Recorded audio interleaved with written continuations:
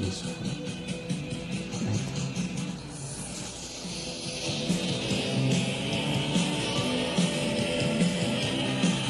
Isso aqui.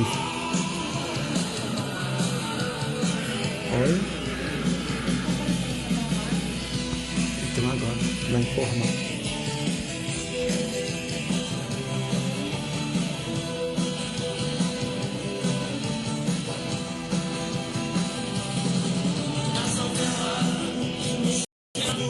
Você precisa chamar Rafael aqui.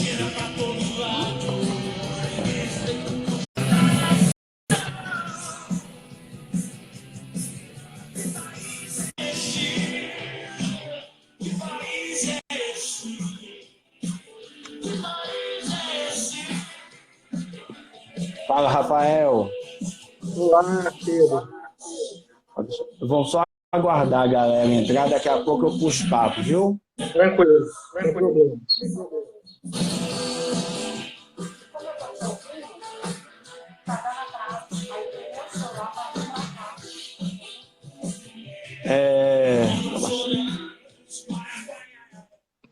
Fala, gente. Boa tarde a todos. Desculpe o atraso, mas a conexão aqui não ajudou muito hoje, mas aqui nós conseguimos nos organizar.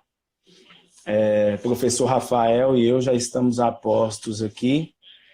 Vamos aguardar um pouco para que nós possamos, enfim, iniciar o nosso debate. O tema de hoje do nosso Café com Atualidades é República Federativa do Brasil, um debate sobre as fragilidades do federalismo brasileiro. E convoquei Rafael. Rafael não chegou a ser meu professor, não, né? Foi meu coordenador quando eu fazia o curso de Direito da Santo Agostinho, do curso de Direito, né, Rafael?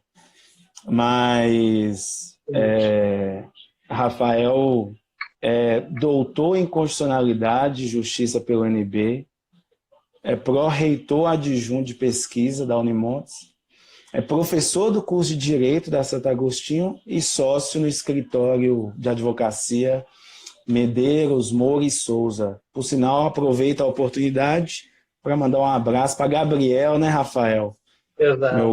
Meu amigo Gabriel, responsável por fazer essa ponte aqui e trazer e permitir que você viesse discutir com a gente um pouco sobre o federalismo, sobre as fragilidades do nosso federalismo. Porque, Rafael, até aproveitando a oportunidade, aí eu vou tirar o som aqui, a música acabou, né? Nesse momento aqui, enquanto o pessoal entra, e também para que você possa se inteirar um pouco, né, do nosso projeto. Gente, eu aproveito aqui a oportunidade para agradecer. Semana passada a gente teve, ao longo da semana, mais de 1.000 pessoas participando do Café com Atualidades. Nós tivemos aí a circulação de pessoas durante a live foi muito boa e isso foi interessante. Isso mostra que vocês abraçaram o projeto, isso mostra que as redes sociais e a internet é um canal, sim, para a gente debater conteúdo de relevância, a gente debater questões importantes para a sociedade, não somente aspectos fúteis, vamos assim dizer. Então, esse espaço aqui é um espaço, sim, para que se possa aprender muito, né? E quando quando eu apresento Rafael aqui, eu não apresento Rafael apenas para fazer uma exaltação do currículo, mas sim para que vocês possam ter noção de que nós estamos falando, ou nós estamos tratando aqui com um especialista, né? Eu tenho a minha especialidade, né? Eu sou mestre em Ciências Humanas pelo FVJM, eu sou professor de História há 8 anos, estou próximo a concluir o curso de Direito, e Rafael aí com todo o seu currículo e sua experiência vem engrandecer. Então esse espaço é um espaço de debate, e de debate de relevância, não apenas um espaço para que se possa, sei lá, perder tempo, vamos assim dizer. Não, é um espaço para que a gente possa ganhar conhecimento, adquirir conhecimento. Né, Rafael? Se apresenta aí para o pessoal, por favor. Acho que eu converso demais, você já vai adaptando a isso, viu? Uma boa tarde para todos. Primeiramente, eu gostaria, para todos e para todas, inicialmente eu gostaria de agradecer o convite feito pelo Pedro. Eu acho que no contexto em que nós vivemos, a nível de república, a nível de democracia, se caminha, né, a passos muitas vezes titubeantes para o amadurecimento das suas estruturas e para a consolidação de uma ideia de Estado, de um Estado social sonhado à época pelos legisladores constituintes. Esse tipo de discussão que você propõe, Pedro, é extremamente válido, extremamente construtivo para essa geração que está aí avançando nos bancos escolares em direção à universidade. Muitos já estão cursando aí períodos os mais diversos possíveis dentro de cursos das humanas, mas até mesmo das biológicas, das exatas, enfim, o espaço aqui é aberto, é plural, né? Um espaço bastante acessível a todos. E esse convite que foi feito, ele é muito caro, viu? Eu sou muito agradecido para poder, de alguma forma, contribuir um pouquinho com esse debate relevante, ainda mais no momento em que nós estamos aí presenciando, né? Que é um momento histórico, né? Diga-se de passagem. É um momento histórico, né? Acho que ao longo da semana passada e dessa quarentena, a gente vem propondo essas reflexões também, né? O que nos trouxe até aqui e o que nós seremos após aqui. E isso faz a gente cria esse exercício de reflexão, né? Que é muito necessário para que a gente possa também nos compreender como sociedade, né? Gente, Rafael, quando eu propus esse debate, eu trouxe esse debate à tona, na verdade é porque o público aqui, né?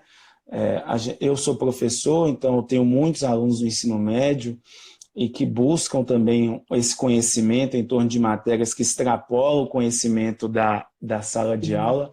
Temos também alunos, e desses alunos, especialmente, temos muitos que tentam vestibulares e que é importante essa discussão para a redação, mas de maneira geral, meu Instagram, ele traz uma pluralidade de pessoas, de amigos que estão aí na juventude e que estão vivendo justamente esse furacão que é tentar entender o Brasil e o mundo no século XXI, né?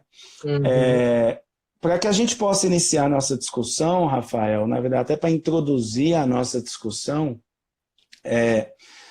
todo governo, e aí eu não vou falar especialmente do atual governo, mas eu vou falar de todo governo, da nova república especialmente, vem à tona a ideia de revisar o pacto federativo.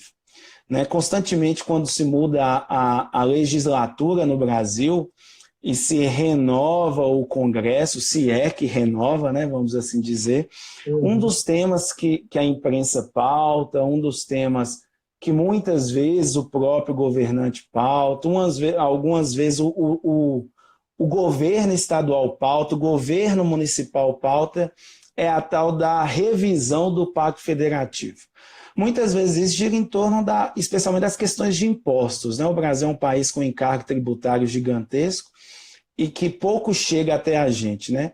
E no ano passado, o próprio Paulo Guedes ele foi um dos responsáveis a encabeçar essa ideia, né, de fazer uma revisão do Pacto Federativo, na ideia de que, ele até fala, né, mais dinheiro a quem importa, que era o povo, e menos dinheiro em Brasília. Eu não sei sua opinião sobre isso, mas eu sempre falo com os meus alunos que esse modelo de federação que nós acolhemos é um modelo de federação norte-americana, né? E efetivamente, quando a gente pensa em Estados Unidos, a gente pensa em um estado que se formou a partir da junção de 13 colônias, né? A partir de 13 territórios autônomos entre si e que construiu um ente federativo chamado Estado e que concentra, vamos assim dizer, ou que tem as responsabilidades, especialmente em torno da Constituição. Já no Brasil, o modelo é diferente, né? No Brasil, nós mantivemos o nosso território unido pós-independência, e a nossa república foi só a nossa federação foi apenas uma construção de papel, ou não. Acho só para a gente introduzir um pouco, o que você tem a dizer sobre essa ideia de pacto federativo aí para a gente, por favor. Tá certo. Ô, Pedro, é o seguinte, eu acho que primeiramente nós temos que pensar um pouco nessa expressão, pacto federativo. Eu acho que quando nós falamos em pacto, você parte do pressuposto que existe uma certa igualdade de condições que são ali livremente pactuadas por membros. Um pacto, ele nos referencia um sentido, uma ideia de igualdade de condições. E eu acho que essa expressão ela é, de certa maneira, um pouco inadequada para expressar a nossa configuração geopolítica constitucional de exercício de competências, entende? Nós não pactuamos, né, enquanto entes federativos diversos e plúrimos, né, um exercício pleno de competências baseado numa igualdade pré-estabelecida. Isso não ocorreu, infelizmente isso não ocorreu. Mas por que isso não ocorreu? Isso não ocorreu porque, historicamente, nós éramos um Estado unitário, né? O Império era um Estado unitário centralizador de competências tributárias, competências administrativas, competências em matéria de regulações de grandes institutos como o processo, o direito penal, o processo civil, o processo tributário, enfim, os grandes institutos que ainda são de competência da própria União padronizar e normatizar, né? Nós bebemos muito dessa origem de Estado unitário.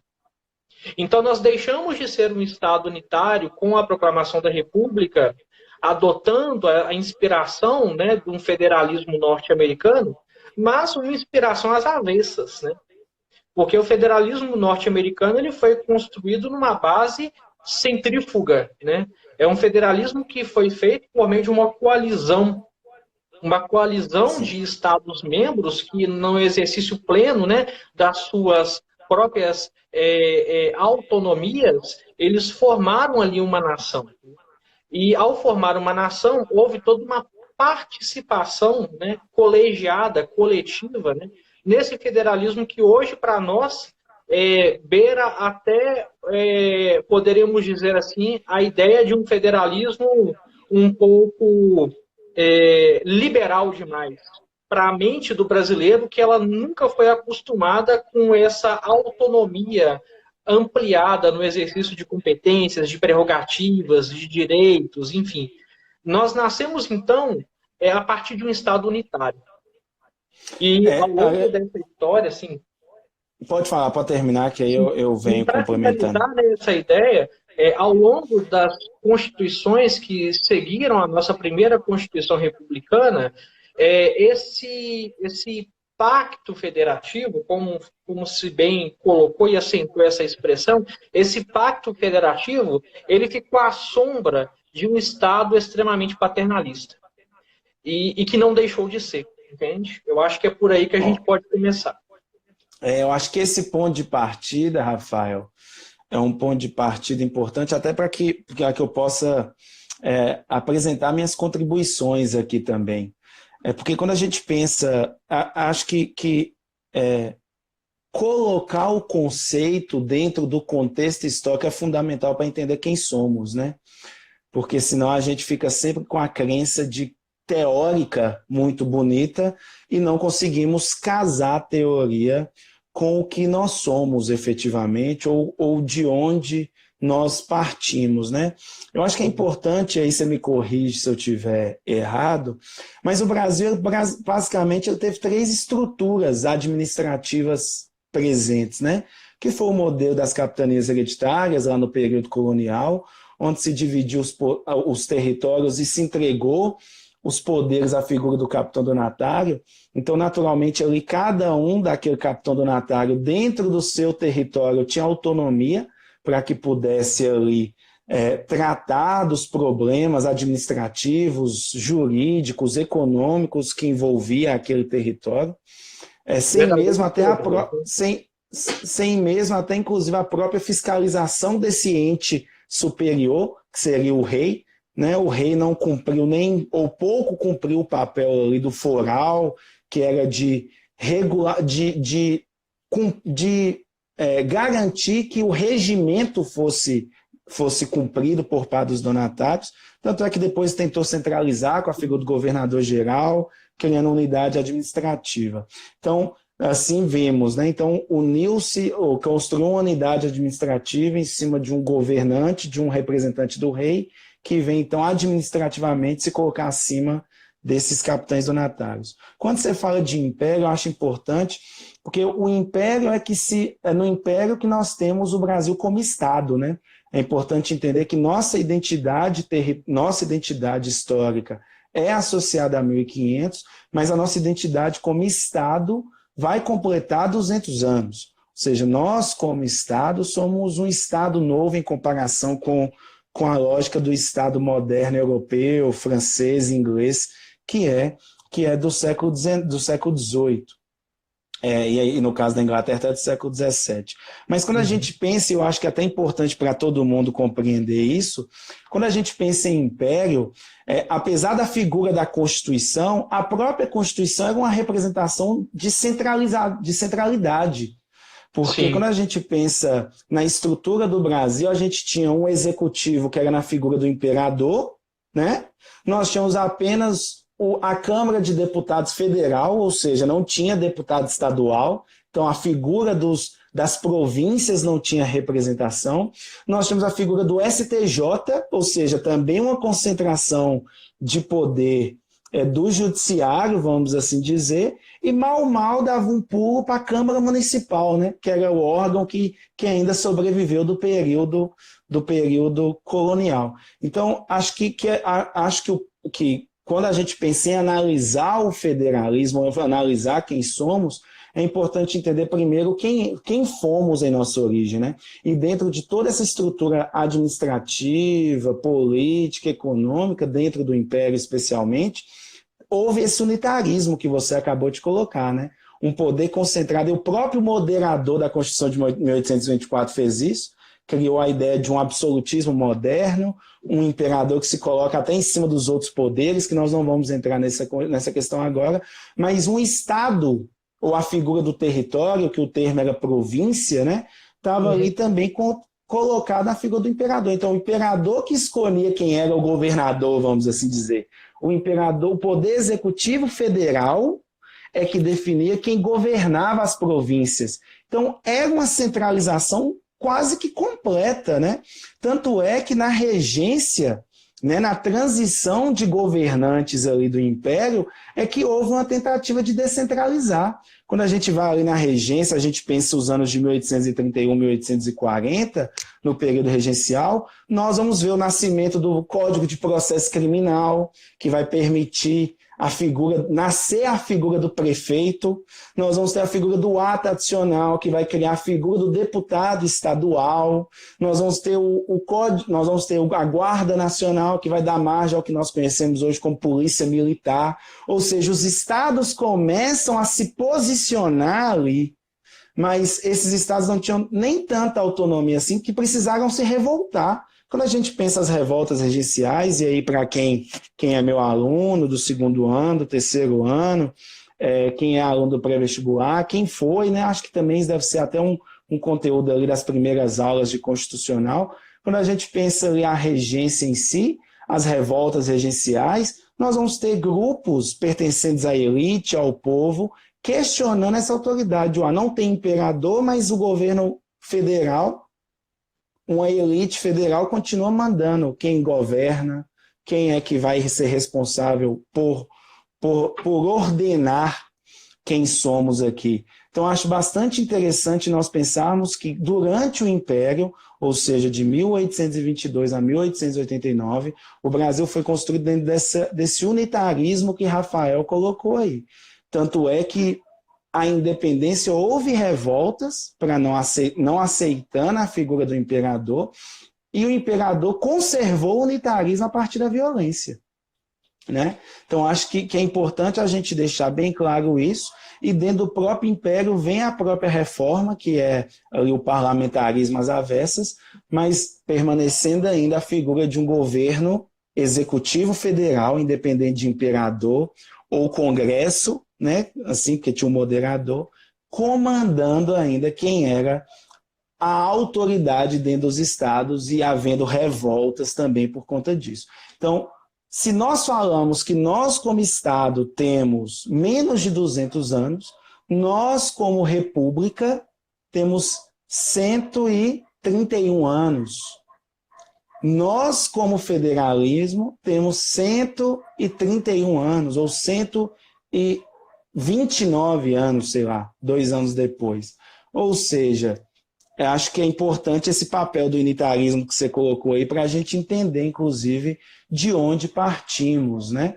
E quando a gente fala da República, a Constituição de 1891, ela trouxe avanços, sim, né, no que tange essa ideia do federalismo, mas um federalismo Ctrl-C, Ctrl-V, né?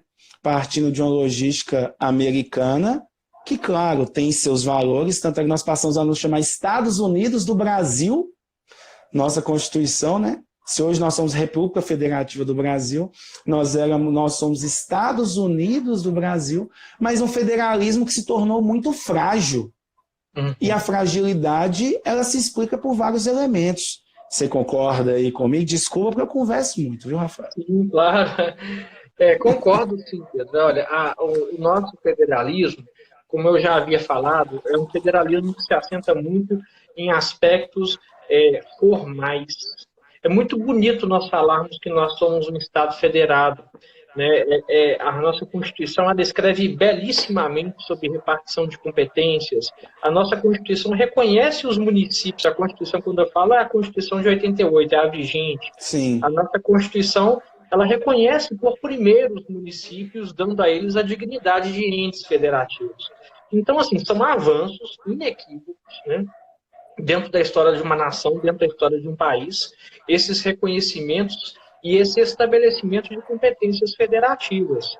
Mas o que mais nos deve chamar a atenção agora, do ponto de vista da análise política histórica crítica, que eu acho que é o que nós devemos também debruçar um pouco, para além das formalidades das palavras e da norma positivada, é o que está por trás dessa conjectura, né, de nós criarmos uma república federativa, né, após um Estado unitário, e quais são as consequências disso, consequências nas inúmeras ordens de valores econômicos, políticos e sociais que até hoje nós sentimos e de forma muito viva. A primeira questão que eu acho que é muito importante nós problematizarmos é a questão das oligarquias, que tiveram aí fantástico. um impacto na construção de um federalismo. O federalismo, ou essa descentralização que foi aí cunhada e pedida e benquista pela nova Constituição de inspiração republicana, ela também teve uma clara intenção de descentralizar poder. Descentralizar poder que migrou das mãos do antigo imperador, né, que foi sucedido naturalmente por um presidente da República, para as oligarquias estaduais, as oligarquias regionais. Não que esse poder fosse exercido por elas de forma democrática, nada disso, né? Nós vivíamos uma república, né? E não necessariamente uma república, ela pode ser aparentemente democrática, mas um regime republicano não necessariamente é um regime democrático, né? Em história política nós aprendemos muito isso, né? Então, assim, o que está por trás dessa perspectiva toda é um exercício de poder. Mas esse exercício de poder ao longo da história, você pode perceber que ele vem e vai, ele vem e vai.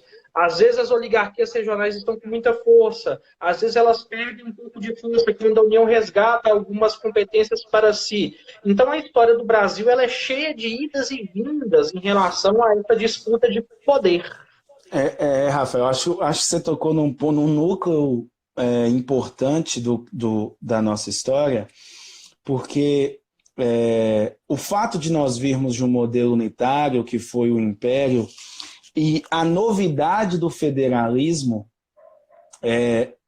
construiu, permitiu, ou justamente foi por causa dos interesses das oligarquias, mas permitiu falsear a própria ideia de república, né? Ou a própria ideia de democracia. Porque quando a gente pensa em federalismo e eleições, que são dois pontos centrais, eleições diretas, que são dois pontos centrais da República Brasileira em sua origem, a gente pensa também em pontos em que vai permitir justamente a construção de poderes em cima desses coronéis. Esses mesmos coronéis que ganharam força, inclusive no próprio período regencial, que se revoltaram, igual lá no Rio Grande do Sul, para que pudesse ter maior participação e maior espaço dentro de uma vida política. Então, quando a gente pensa em mecanismos de poderes que foram responsáveis por construir a famosa República do Café com Leite, um termo cunhado por Vargas, por revezamento de poder entre duas oligarquias econômica e politicamente fortes, que era São Paulo e Minas Gerais, estruturada em torno do café e da própria ideia de representação política lá no Congresso Nacional, nós vamos ter aí o federalismo e as eleições. Porque quando a gente pensa em uma eleição direta, ótimo, eleição direta, fantástico. No entanto, com proibição de voto do analfabeto. Então, naturalmente, eu já cerceio direitos. Então, aí a própria capacidade... né?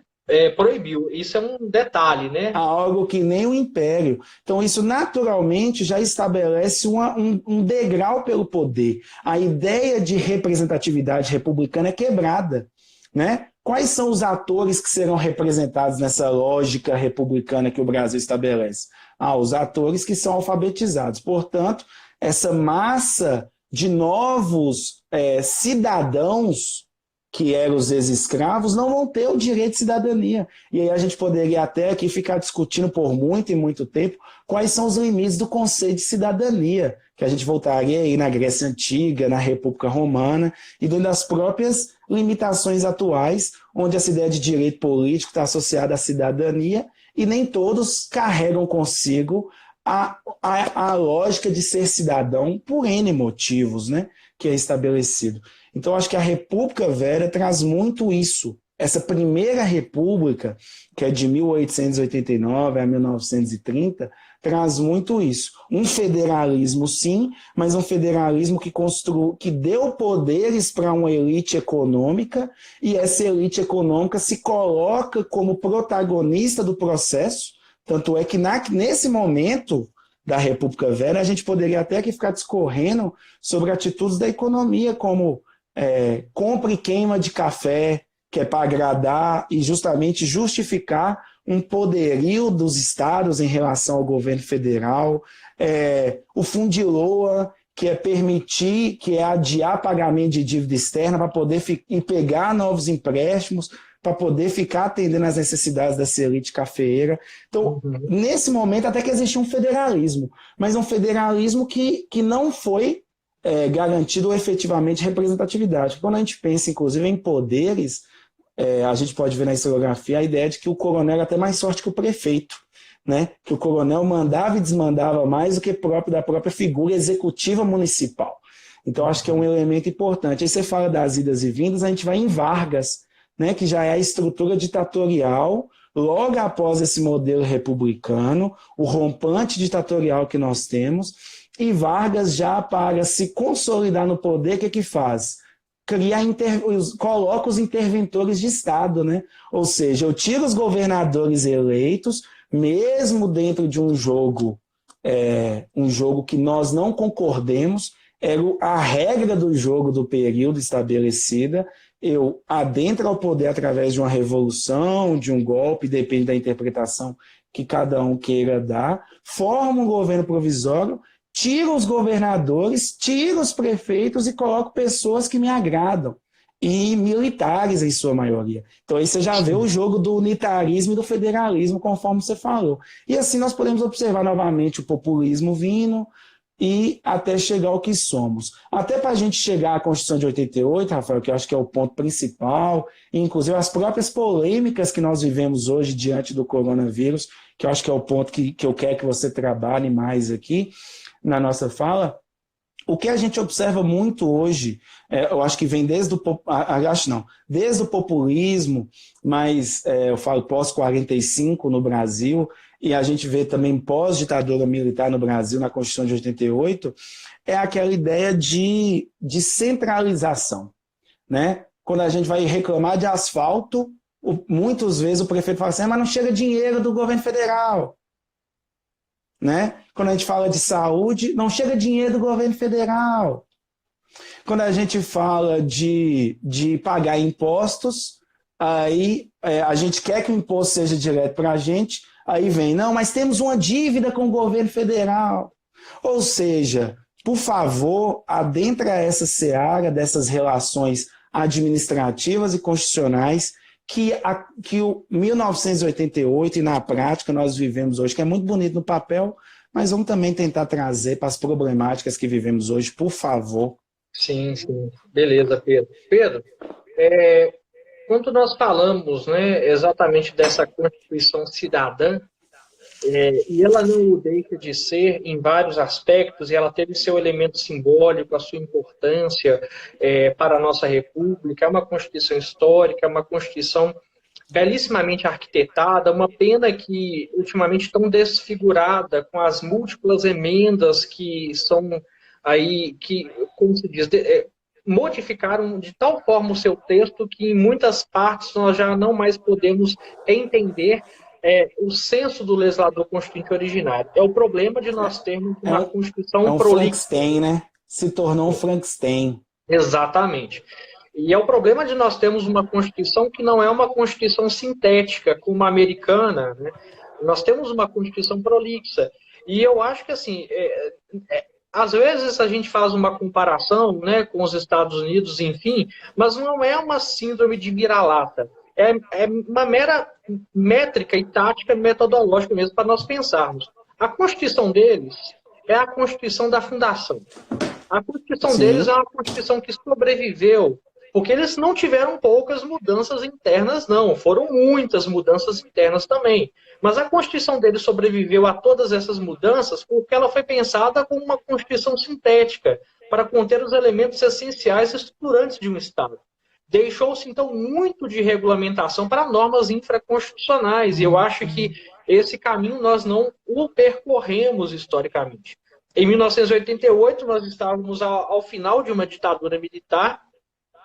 Ao final dessa ditadura, os medos e receios dos congressistas eram: vamos procurar constitucionalizar o máximo possível de direitos em todas as esferas social e econômica para que não advenha nenhum regime de exceção ou que isso seja mais dificultado acontecer. Ou seja, era uma busca incessante por segurança jurídica, era uma busca incessante por estabilização das camadas e estruturas sociais, políticas e econômicas por meio de uma regulamentação excessiva no texto constitucional.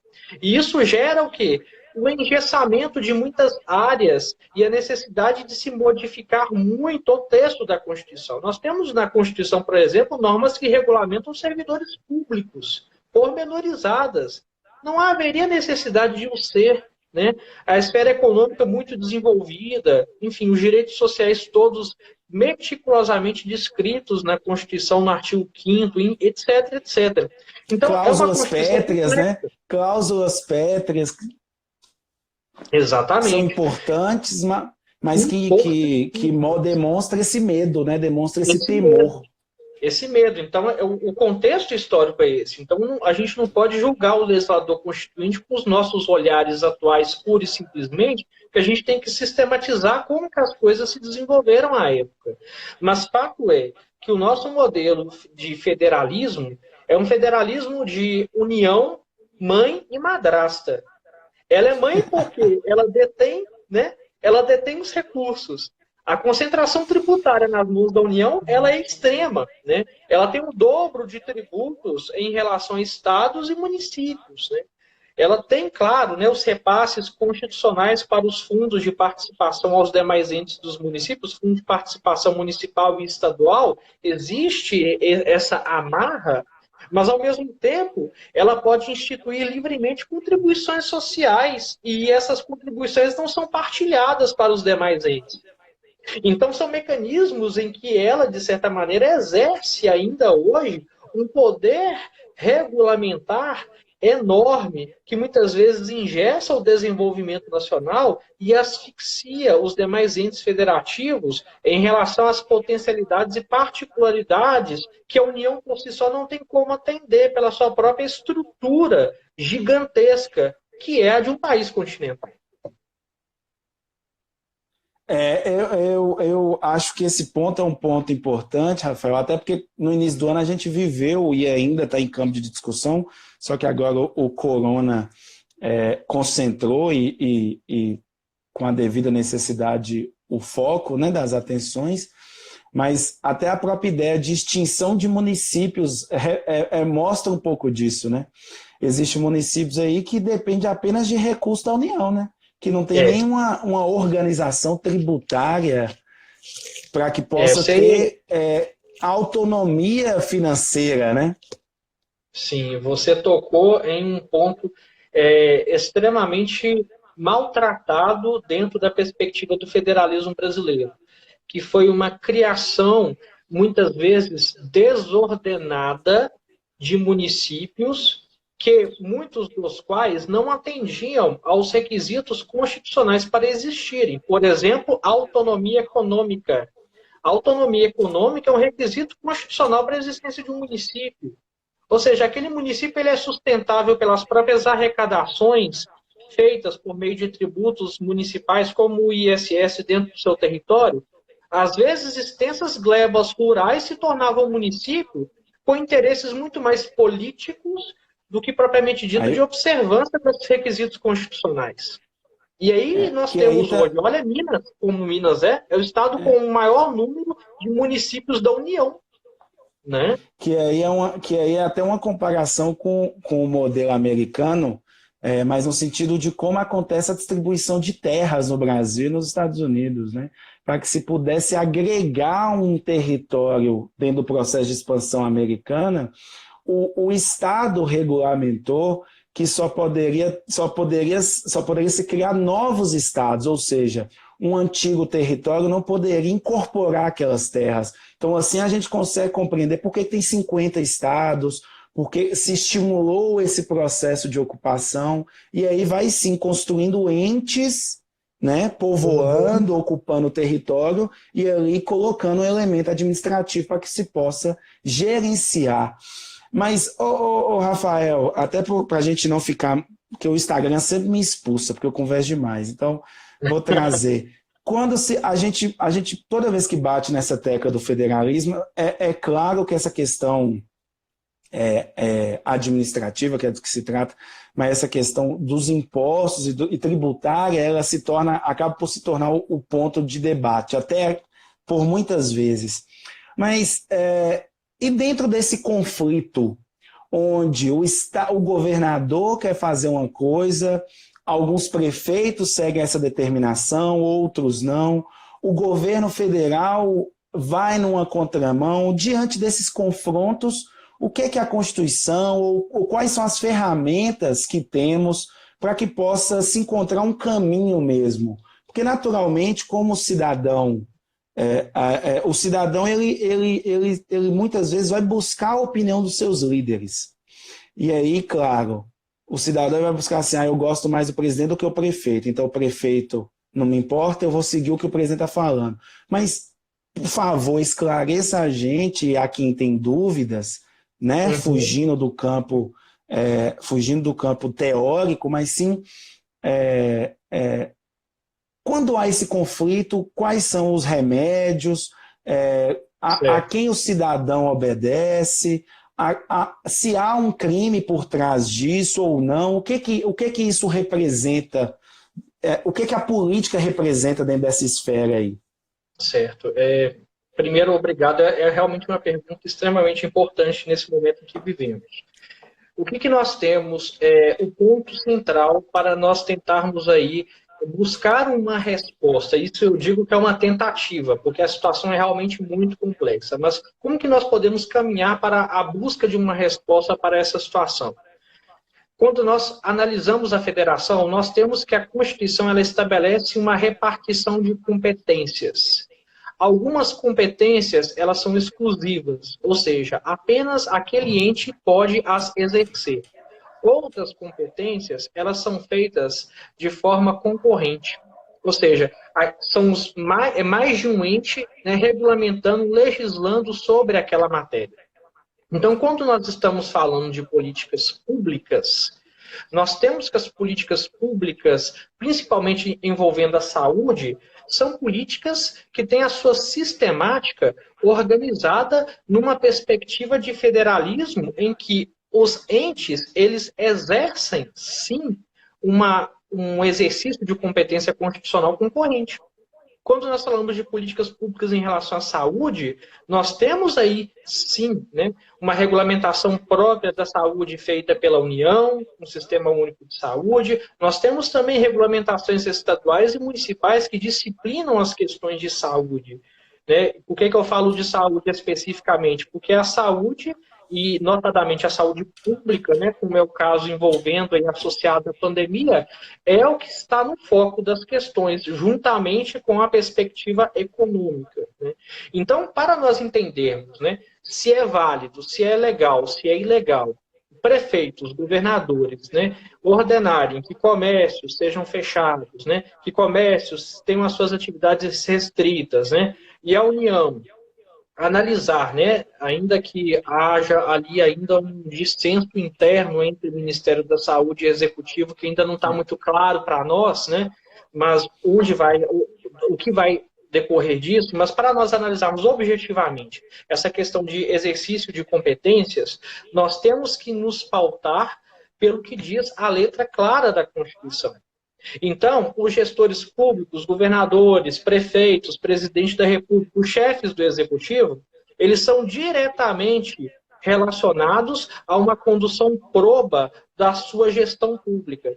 Então, se um prefeito, se um governador, ele toma alguma medida administrativa que venha aí a favorecer uma maior ou menor ação ou reação diante de um evento como esse que nós estamos vivendo, certamente a ação dele vai ser avaliada sob a perspectiva da responsabilidade administrativa que ele arcará como consequências.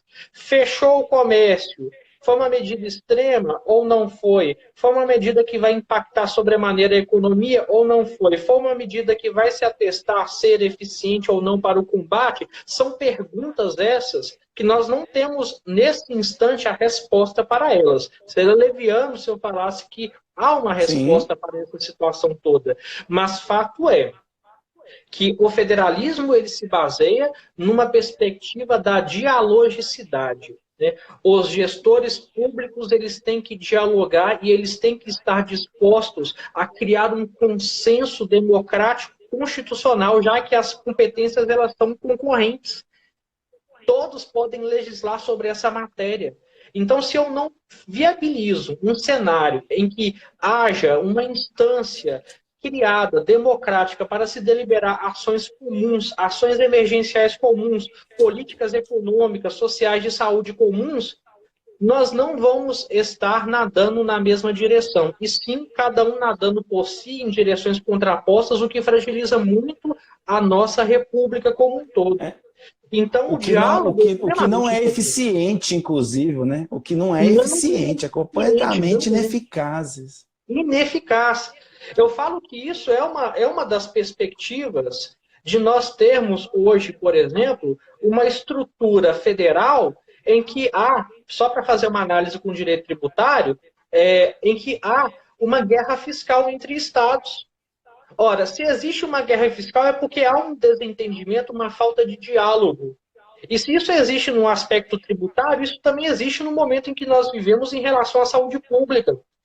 São estados que muitas vezes pensam diferente, ou muitas vezes os estados estão agindo em bloco com finalidades que muitas vezes não estão consensualmente aí matizadas com a União ou com os municípios mesmos. Então, eu acho que falta um pouco de diálogo, falta um pouco de senso de interesse público efetivo, né? Nós temos que pensar em medidas que vão favorecer não apenas o aspecto da economia, mas o aspecto da saúde coletiva, o aspecto da sustentabilidade do sistema de saúde, que é compartilhado pelos 3 entes federativos. São essas as medidas compartilhadas que nós devemos viabilizar e pensarmos democraticamente de forma madura e responsável, porque a responsabilidade administrativa vai ser cobrada de todos os gestores que tomarem medidas que exporem a consequências não desejadas. Inclusive assusta, né? E aí é opinião mesmo, porque, como você diz, a gente não tem ainda elementos, e como historiador, nem distanciamento histórico para a gente poder atingir conclusões e análises mais profundas, mas assusta a ideia de aparecer em vocabulários dos nossos governantes a ideia de estado de sítio, né? Que é um mecanismo constitucional para se centralizar o poder. Né? Então, por exemplo, o governo de Minas, né, que teve aí, né, claro que é uma medida que é autorizada pela Assembleia Legislativa do Estado, né, estado de calamidade. Né? Esse estado de calamidade permite ao governador do estado padronizar, avocar dos municípios competências para normatizar questões que envolvam, por exemplo, a saúde pública. Isso já está ocorrendo aqui no estado de Minas, né? Sim. Então, essa perspectiva, você muito bem salientou, ela gira em torno, e deve girar em torno, não apenas de interesses políticos, de interesses econômicos, pura e simplesmente. Nós temos que pensar na sustentabilidade do país e na estabilidade da nação sob o ponto de vista de saúde pública em primeiro lugar. Essa perspectiva da saúde pública ela é muito séria. Ainda que seja para mudarmos entendimentos ou desmistificarmos ideias, nós temos que procurar consolidar a ideia de qual seria a efetiva e mais eficaz medida pública para adotar, ouvindo as particularidades regionais. Certamente nós temos uma conjectura de fatores que fazem com que alguns estados estejam mais vulneráveis à pandemia do que outros. Então, matizar uma colcha de retalhos, como é o Brasil, em políticas públicas que nadam juntas, é um desafio democrático. A democracia não é dos regimes mais fáceis, mas é o melhor que já foi criado. Né? E justamente pela capacidade dele se aprimorar, né? Exatamente. A capacidade que temos de... Nós vivemos um período onde, se nós tivermos maturidade para isso, nós vamos nos aprimorar, né? Exatamente. Então a gente vê até mesmo, e aí com as devidas ressalvas, mas a gente vê um protagonismo do Congresso, ou um Congresso tendo que assumir um protagonismo, porque por muitas vezes não existiu, ou porque não quis, ou porque fez alianças para manter a governabilidade do executivo, mas a gente vê aí a construção de novos elementos, ou a gente vê a participação de elementos que já estavam definidos em Constituição, só que em nome do jogo político, econômico, ele acabava por se neutralizar, né? Só aparecia quando era para o bel prazer do político em si, não pelo bem geral. Então, eu acho importante, acredito que quando eu te chamei para a nossa conversa, era com o objetivo disso mesmo, de entender, de ajudar a esclarecer, né? Porque sempre há no linguajar popular a ideia de que o presidente manda mais que o prefeito, e as coisas não são bem assim. Né? Quando você fala que são concorrente, até para ficar um pouco mais claro, é que cada um tem responsabilidade sobre aquele tema, né? Ou seja, não há uma ordem superior que determina. Então, para que se possa estabelecer uma política pública responsável, o que exige é que todos esses entes, com responsabilidade, possam traçar estratégias juntas, né? Possam traçar estratégias conjuntas. Até porque a conexão deles, seja territorial, econômica, tudo isso faz com que uma estratégia em torno da saúde pública vai respaldar todos no campo econômico e no campo social. Então, acho que o nosso bate-papo aqui girava em torno disso. Acho que a gente poderia aqui ficar tendo pano para manga para discutir muita coisa, inclusive vou te chamar para que a gente possa discutir, inclusive, a relação dos três poderes. Hoje a gente discutiu o federalismo, mas a gente pode discutir a relação dos três poderes, ou a gente pode discutir a judicialização da política, né? Como sem dúvidas. São questões... Judicial, que é uma questão o ativismo judicial, acho que já fica o debate aqui para, quem sabe, semana que vem a gente já não possa trazer esse tema à tona, para que não somente, para que possa, Rafael, que é o meu objetivo aqui, sair da academia, entendeu? A gente, como pesquisadores, não vou nem nos denominar como intelectual, não, mas como pesquisadores que somos, a gente precisa abandonar um pouco a ideia da Torre de Marfim, né? Ficar preso apenas no debate acadêmico ou na plataforma Lattes e trazer para o campo aqui, botar a cara para bater, para que a gente possa, sim, trazer o nosso conhecimento, o pouco que possuímos, colocar a cara para bater, sofrer crítica, mas também conseguir informar a população de maneira geral, que é a proposta aqui com o Café com Atualidades. E eu te agradeço desde já. Se você tiver mais alguma coisa para falar sobre o tema, fique à vontade.